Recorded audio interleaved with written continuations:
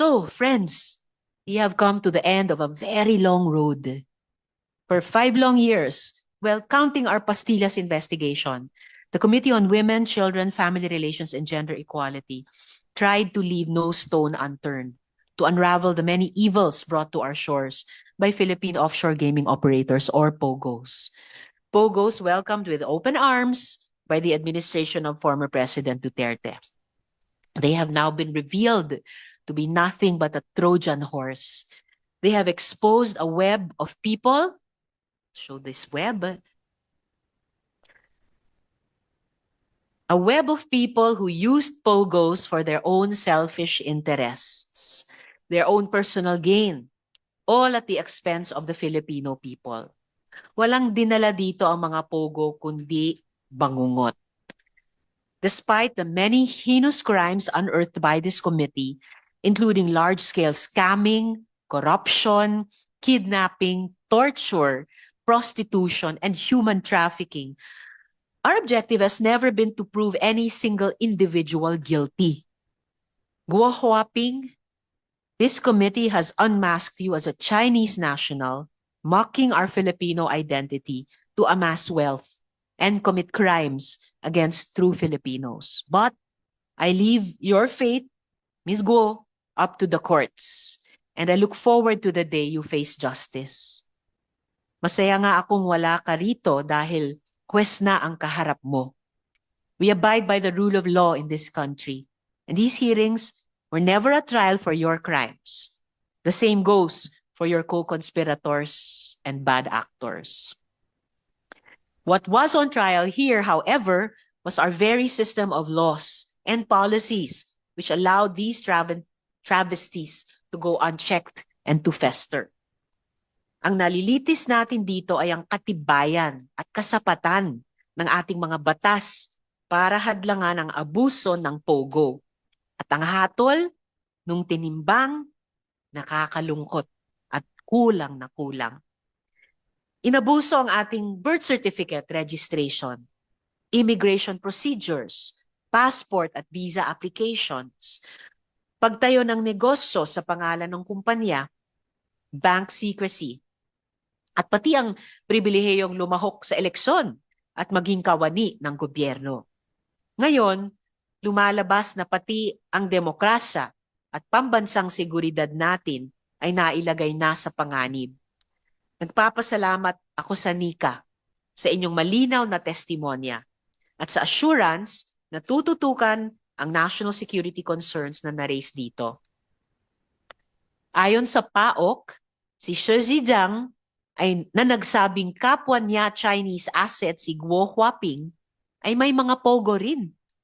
Truly, foreign agents use all means at their disposal, and those who think that POGOs are exempt are foolish.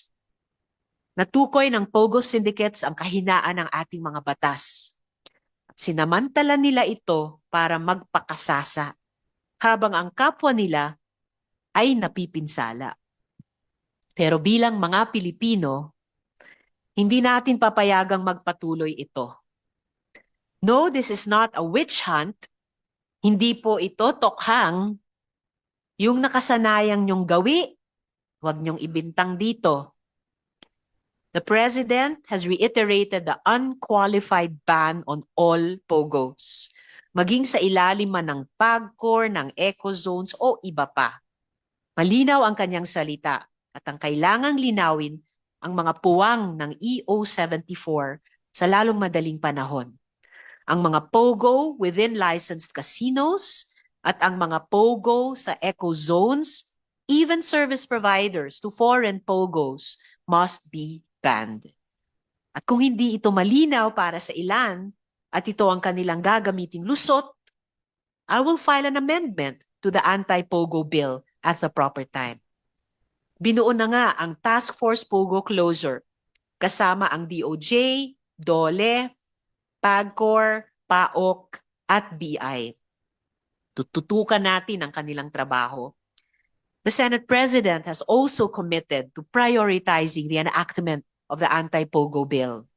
to ensure that POGOs, whatever they may be called or disguised as in the future, will forever be banned in our country. Paparusahan at papananagutin natin ang sino mang di sumunod, lalo na kung opisyal ng gobyerno. Ipapasa natin ang mga angkop na batas para paigtingin ang mga sistema kontra abuso sa civil registration, immigration, money laundering, kandidatura sa eleksyon at national security.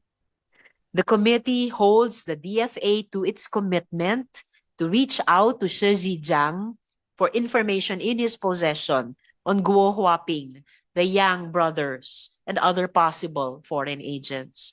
We will also seek to obtain these documents preparatory to the committee report. Even post-adjournment, the committee retains its jurisdiction insofar as seeking access to Shi Zhejiang is concerned. Friends, this may be the end of our hearings on POGO, but this is only the beginning of the legislative reforms that we will strive to push to ensure that every Filipino, that there will never be another Alice Guo.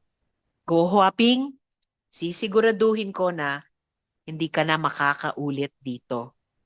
At matututo ang lahat sa gagawin sa'yo. Additionally, the arrest order of Alice Guo or Guo Huaping is quashed. Kina Alex Chong, Dale Ignacio, alias Ivy, alias Karina, alias Rita, this is for you. Sa mga biktima ng mga POGO sa loob at labas ng bansa, this is for you. Sa mga kababayan nating Pilipino na hirap makakuha ng ID, birth certificate at iba, pero araw-araw namumuhay ng may dangal at lumalaban ng patas, this is for you. Para sa bayan, kailanman. With many thanks to all our resource persons, this hearing is adjourned.